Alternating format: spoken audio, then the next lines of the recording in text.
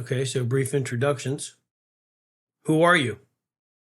Who am I? Who are you? Wow, you should know that. I'm your father. Well, for the sake of those that are, I mean, I know that. For the sake of those that are listening, okay. Elaborate on who you are. All right. Okay. I thought maybe you just sort of like a little lapse on your memory there No. or something. Yeah. Okay. No, I'm John Carpineta, referred to me as Johnny C. And I'm referred to as 1, and you're 2, and this is 3 over here. Bass player, piano player, drummist. We play at St. Charles Borromeo because Our Lady of Fatima is closed. And the funny story about St. Charles Borromeo, Monsignor Dellerman came over and said, who are you? And I said the same thing. I'm Johnny C. He said, wait a minute. The piano player said, he's Johnny C. And I said, yeah, Monsignor. And if you ask the drummer, he's Johnny C. also. He said, well, how the heck do I tell you apart? I said, my middle initial, Monsignor. What's your middle initial? D. David? No. Daniel? No. Well, what's the D stand for? He said. And I said, the D's for disinfectant. He said, disinfectant? Why disinfectant? I said, Monsignor, you should know. Anytime you have 3 Johns that close together, you need disinfectant. So he said, you're a nutcase. That's why they closed Fatima. So that's about it. And so we're there on the 29th, right? Correct. And now he's promoted to bishop. He's one step away from being pope. How about that, the local guy? Wow. So he might be a pope. Could be. Maybe not in our lifetime. So speaking of local guys, a little bit more about your background, where you're from, what you did and what you do. My background, I'm sitting in the place where I was born, very close to it. I was born on Erdich Street. They refer to it as the back street. And now I'm at 8216 Craig Street. And I went to Joseph H. Brown School, as did my grandson. Went to Abraham Lincoln High School because Father Judge was not completed yet, being built. And much to the priest's demise and dismay, he came over on my 8th grade graduation and said, Mr. Carpineta, you're going to go to Father Judge and be a CPA. And I said, Padre, what is a CPA? And he said, oh, brother, a CPA, certified public accountant. This is a true story, too. And I said to him, what is a CPA? He said, I don't want to be a CPA, Padre. What do you want to be? I said, I want to be like my father. My father was standing right next to me, right out on the sun porch, 8th grade. And I said, I want to be a carpenter. And he said, well, carpenters don't make no money. I said, well, I read in a book, Father, about a carpenter that did pretty darn good, you know. And with that, his veins were popping and he walked out the door. And then I ended up at Our Lady of Lincoln. And the rest is history. Graduated from Lincoln, and the highlight of my high school thing was playing football there and taking home the city championship. We were public league champions, and we played the Catholic League in the playoff, 27,000 people at Franklin Field, and they wrote us off. The Bulletin, the Inquirer wrote us off, and we came along with a win, 28-20. With over LaSalle College High School. So that's about it. And happy to be here. So it wasn't long after graduating high school that you were drafted into the military. Right. My uncle sent me a letter, a guy named Uncle Sam. And they didn't have a lottery then. So I was 24 years old. And I left Philadelphia on Tuesday, canceled the wedding, which was intended to be on Saturday, and left the band called the Esquire Boys, who had the top 17 tune in the nation, a thing called Caravan. And that's it. Got on a train and headed toward Fort Jackson, South Carolina. And upon arriving at Fort Jackson, South Carolina, I was greeted, and they said, y'all get back on the bus. There ain't no room for y'all here. And where are we going? You're going down to Fort Gordon, Georgia, in Augusta. went to Fort Gordon, and that was it. 2 years at Fort Gordon and the home of the Masters tournament. And that's where I spent the next 2 years. And believe it or not, that's how I became acquainted with golf. I never touched a golf club.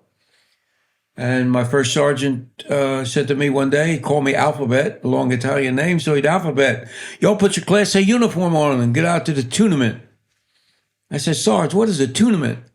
He said, don't be smart, Yankee. Talking about Masters tournament. Now get your Class A uniform on and going out to the tournament tomorrow. And y'all root for Arnold Palmer. You hear me? I said, yes, Sergeant, I hear you. So the first golf course I was ever on was Augusta National. And Cinderella story, never dreaming that 43 years later, I would come back with a PGA card to get into the Masters tournament. And that's it. Yeah. Cinderella story. So Arnie's Army was not necessarily a reference to the legion of fans that followed Arnold Palmer. Absolutely not. Arnold's Army was dedicated and came into existence from all of the servicemen that served anywhere near the South. They were ordered to go to the Masters. Arnold himself was a sailor, served veteran, and he won the Masters in 58, 60, 62, and 64. I was lucky enough to go back in 1970, and then 78. And then I went down with my friend Mike Mazzio, and what Scott Hoke, I think, won it that year, or he gave it up that year to someone else. And that's it. But my last Masters was 2005. I went with a fellow pro named Jimmy Jones, Alan Jones' son, and Tiger Woods. That was in 2005. Tiger won the Masters with that incredible chip shot, I think on 16, and that was it. So. You never played any golf prior to being in the military? Never played any golf, no. I was asked by the golf coach at Lincoln High School. They were short 2 players. He said, Johnny, he said, go to the football team and get me 2 players. I don't want to lose to Frankfurt this Thursday. By forfeit, 2 of my guys got the flu. And I solicited the golf team, including myself, and there was no takers, no cheerleaders, no touchdowns, no fans. So, and that was a dreadful mistake. I wish I would have started then instead of 1970 after I got out of the Army. But yeah. So golf is one of the more challenging sports to become proficient at.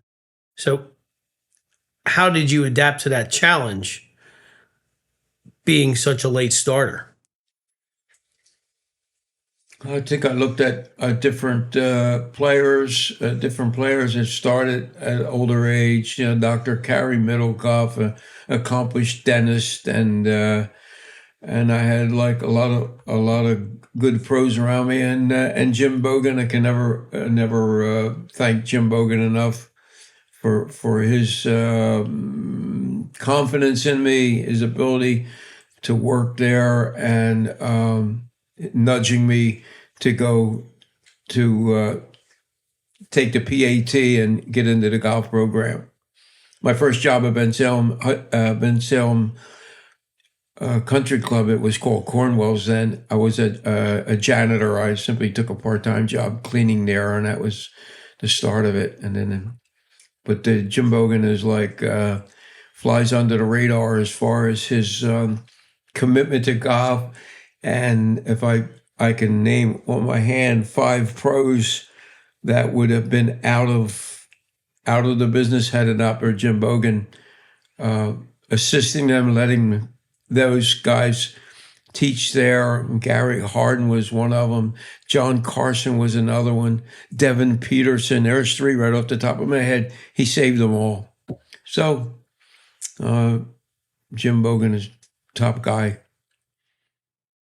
What kept you coming back to golf? Starting as a part-time job, did you take the job to get closer to the game or to develop on things that were troubling in terms of progressing athletically with the game? So what kept you coming back to playing golf?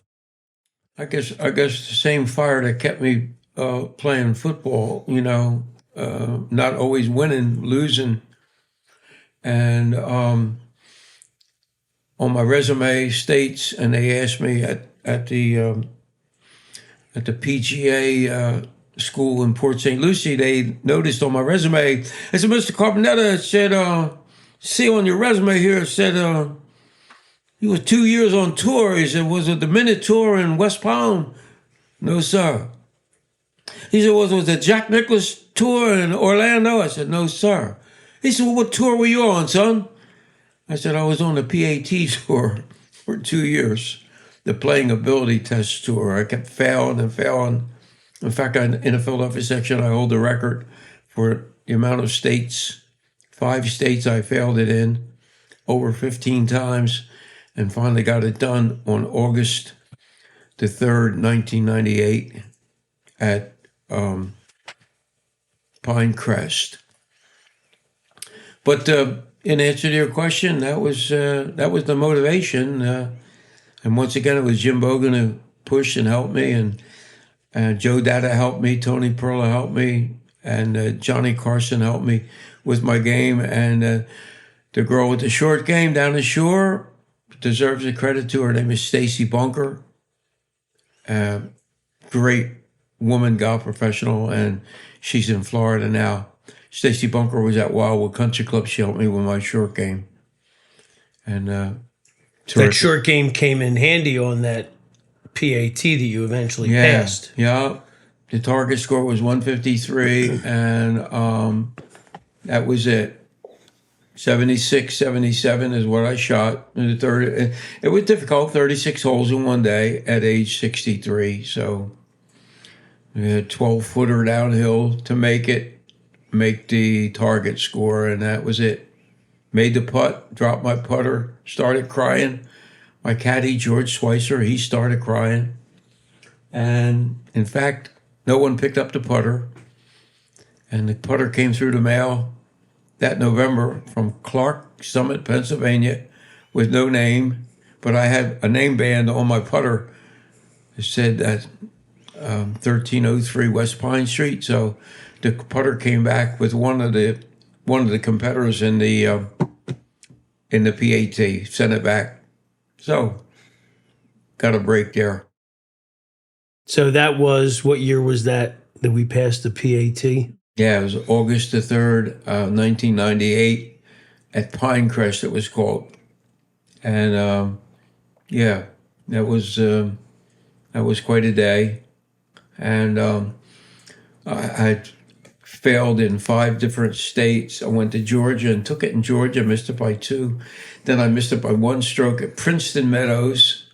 I had to chip it in on the 18th green, and the ball hung on the side of the cup, didn't drop in, and I missed it there by 1 stroke. And but we got it done. We got the job done. So fast forward 24 years later, now as a professional, how did you come to be involved in the PGA H.O.P.E program? The PGA H.O.P.E program was how I became involved. I was always fascinated at the spring and fall meetings as an apprentice. And at the end of the meeting, they had all the past presidents up at the table, and each one of the past presidents would always have a chance to say a few words. And when it became Jack Conley's turn, he said the same thing every spring, every fall.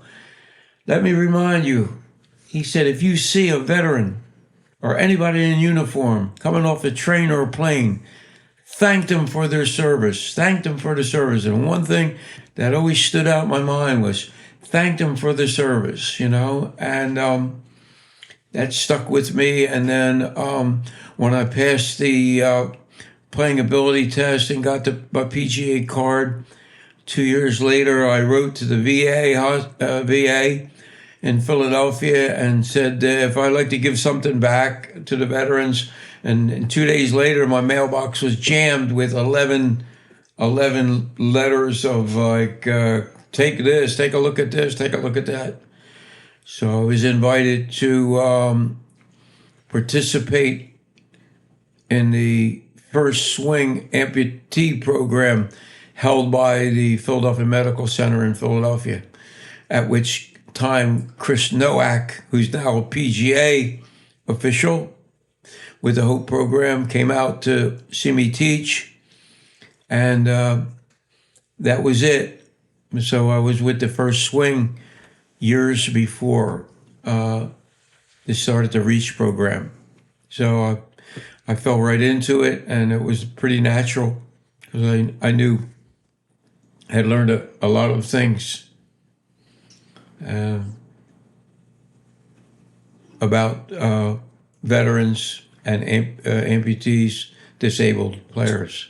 So the work with veterans, amputees, disabled players had started before the PGA had developed this concept of helping our patriots everywhere. Is that correct? Well, it's correct, but the PGA was always involved with, even in the Second World War, they had programs, and one of the biggest things that the PGA ever did was they sent many ambulances to the medical units all over the world. The PGA was responsible for that, and they had teams of rehabilitation. So even though the PGA REACH came in the last 5, 6, 7 years, something like that, the PGA was always cognizant and rewarding and showing, giving back to the veterans, always. How do you see your role as a PGA member and a veteran in extending the PGA's long-standing tradition of honoring and reaching out, helping veterans? My role is pretty simple. It's to pass on and mentor and be a mentee myself. By that I mean I want to constantly learn more about the new prostheses, the new gadgets that they have, and we won't be satisfied. Our ultimate goal is to get the 22 daily suicides down. It's not our responsibility totally, it's the nation's responsibility to look better and take better care of our veterans. The daily suicide rate is dropping, but it's not dropping fast enough. From 22 to 17 is a great stride, but that's still too much. And through golf and the Wounded Warrior program and the EGA, Eastern Amputee Golf Program, and all these different VA programs, and your VFWs, your American Legions, and we have to gang up as Americans and resolve this problem. We don't need to see any veteran on a corner holding a sign, "Help me, I'm homeless." That's a disgrace. And I've spoken to many veterans who served overseas, amputees that have served overseas, and the treatment that we have is far superior to that of other countries, where they just give them walking sticks and pills, and that's it. They're totally forgotten. But we still have to gain and smash that down. That's amongst men and women veterans too. We cannot forget the women who served all across our nation. Is that the main motivation why you continue to be involved in this program? That's the main motivation. That should be the ultimate goal of everyone. It should be the goal of every veteran who picks up a golf club, that he'll keep his ears and his eyes open and listen and watch for the red flags. There's red flags. These guys just don't go out there and hurt themselves without any warning. They give warnings, but they're not heeded, you know. So it's everybody's responsibility, not just Johnny C, not just the PGA. It's fellow veterans. They have to look after each other the same way they did on the battlefield, to get back out of there. That's a reminiscent of Tiger Woods and give back. Oh, Tiger's father said to Major, what's his name? Tiger Chan. And he said, when I get back, I'm going to name my first son after you. Because that Major, that Arvin, South Vietnamese Major, pulled Tiger's father off of the battlefield. He wasn't wounded, but pulled him off there. And he said, I'll make it up to you. So he made it up to it, and the rest is history. They never could find him, but Earl Woods may do. We have to keep watching and keep an eye out, get that suicide rate down. That's the main thing. How would you say the HOPE program has impacted your life after military service? I think the HOPE it has impacted my life in different ways. Some ways, when my students say they want to talk and they tell me stories about Nam, and I was never in country, although I'm a Vietnam veteran, officially classified a Vietnam veteran by the Department of the Army. The stories that I've heard at the golf course, making the students feel better after they tell me the story. I go home and have trouble shutting my eyes at night because I think, why was I lucky? Why was I lucky? And why wasn't I there? I was on orders twice, but they revoked the orders because they didn't have any clerks in Fort Gordon. That's what my job was. I was a 7-1B-20. That was a personnel specialist. And a lot of my friends were 1-1 Bravo, light weapons infantrymen, and a couple of them never returned from Vietnam, as Lyndon Johnson called it. So going forward, what's next? You've accomplished so much through the PGA. What's next for the next? If you had to say, what's the 3 to 5 year plan going to look like going forward? How would you describe that? Well, selfishly, I describe it as I am going to take a few golf lessons from my friend Megan Franchella at the cricket club. And Megan doesn't know it yet, but she's going to help me with my short game. And I'm looking at that selfishly, but not unselfishly, because she was 6 years on the LPGA tour, Megan Franchella. And a little bit about Megan, in her second LPGA appearance, she had a 4-hole playoff against a girl that maybe you heard of her name. Let me think of how you pronounce it. Anika Sorenstam. Come on, you know it, guys. It's Annika Sorenstam. Yep, that's who she beat in a 4-hole playoff.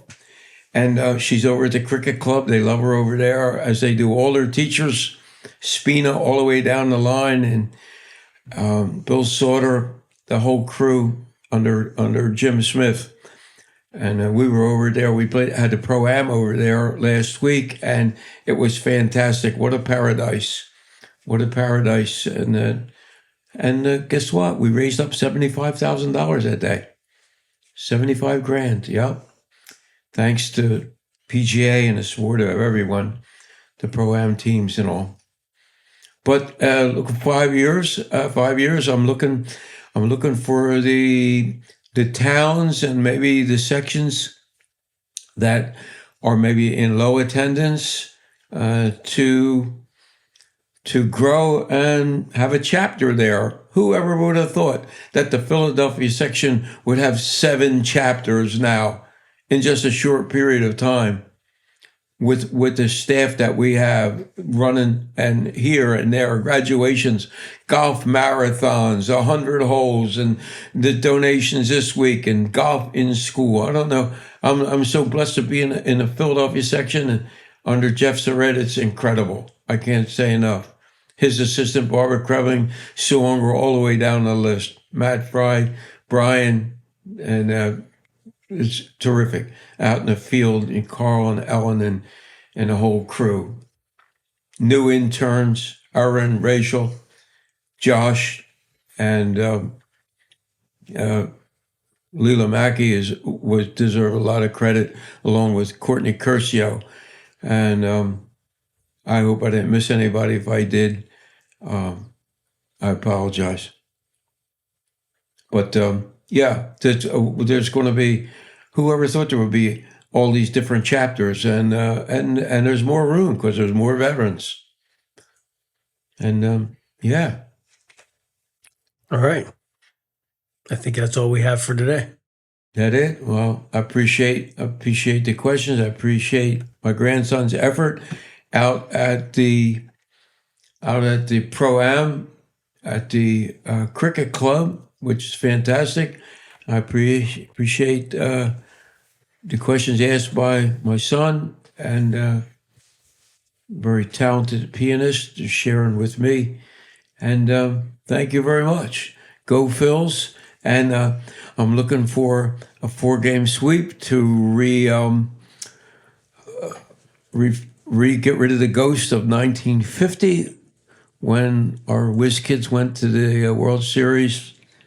And it was a lot closer, too, than people thought. It was 1-0 a couple times. And so let's go, Phils. One game at a time. That's right. And thank you, Rothman, and thank you, Phillies, for the honor of the hometown hero. That was splendid, and I'm glad to share that. That's a good way to communicate the Hope message. Have it broadcast on Fanavision in a major league stadium. Yep, 43,000 people looking at it. Okie doke. Thank you, guys.